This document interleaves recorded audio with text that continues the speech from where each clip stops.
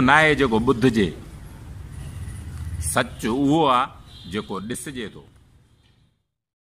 दोस्तो अस्सलाम वालेकुम, हक़ मौजूद जी उम्मीद आहे तव्हीं सभु ख़ुशि हूंदा। इश्यूज़ जी सियासत ते 2 मिंटनि जो वंड सोशल मीडिया ते अॼु ॾिसण में आयो।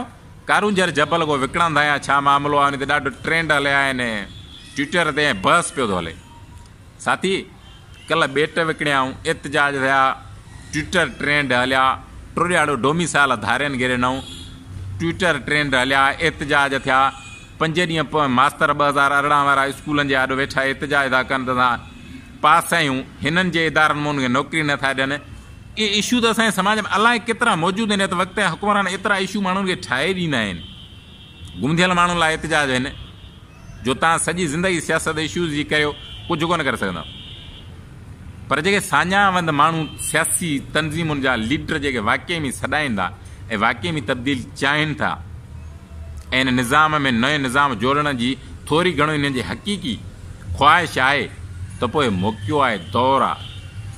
सोशल मीडिया सिंध में भलो किरदारु निभायो आहे सिंध जे इश्यूज़ ऐं मसइलनि ते।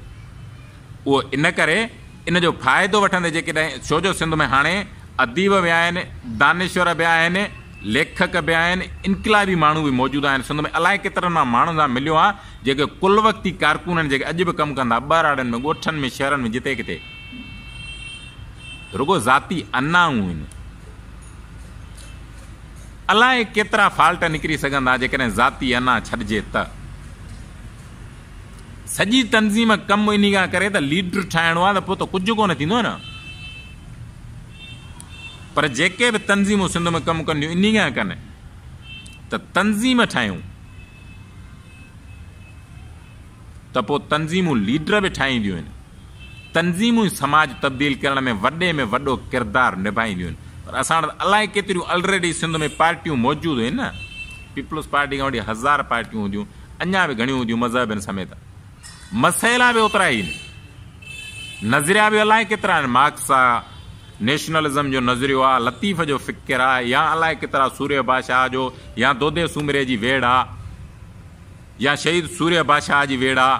अलाए केतिरियूं आहिनि। निज़ाम असांजे में सभु फॾो उहो ई आहे। दुनिया जो पोइते पियल मुल्कनि में आहियूं।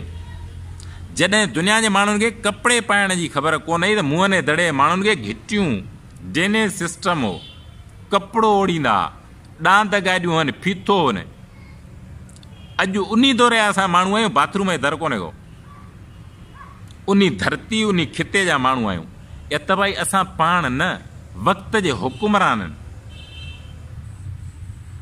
जॾहिं बि सरमाएदार खे जितां बि जेका शइ ज़रूरत में पवंदी आहे, हुतां खणंदो आहे न। तरीक़ा कहिड़ा बि हुजनि, जेकॾहिं वाक़ई में हिन निज़ाम खे तब्दील पाण करणु चाहियूं था,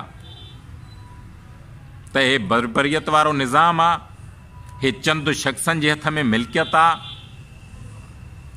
घणे मिक़दार में माण्हू जेको आहे उहो कमु थो करे, उनखे पोरियो जी सही उजरत नथी मिले। हिन निज़ाम खे जेके हलाइण वारा आहिनि उहे पाण बुख ते आहिनि। जेके कमु नथा कनि उन्हनि वटि अरबनि जी मिल्कियत आहे। इन करे हिन निज़ाम खे विंदुर जे वञनि से मर ॿधनि संदरा, ॿियूं को ॿधनि छोड़े जे छॾींदियूं। दौलत दरिया खान जी वेड़ जो हिकिड़ो हिसो आहे। उहो पुछे, चवे थो त साईं दुश्मन असांजे घर में काए पियो आहे। चए थो त संदरा ॿधो त दुश्मन सां विड़ूं। चए थो ताक़त असां में न आहे जो हुन सां विड़ी सघूं। चए थो संदरा ॿधो। उहो चए थो साईं संदरो कीअं ॿधूं? लटा जेके लाहे, अजरक, ट्राल, रूमाल या बोछण, उहे चेल सां ॿधी, हिकिड़े ॿिए मां खोट पाए ॿिए सां ॿधो।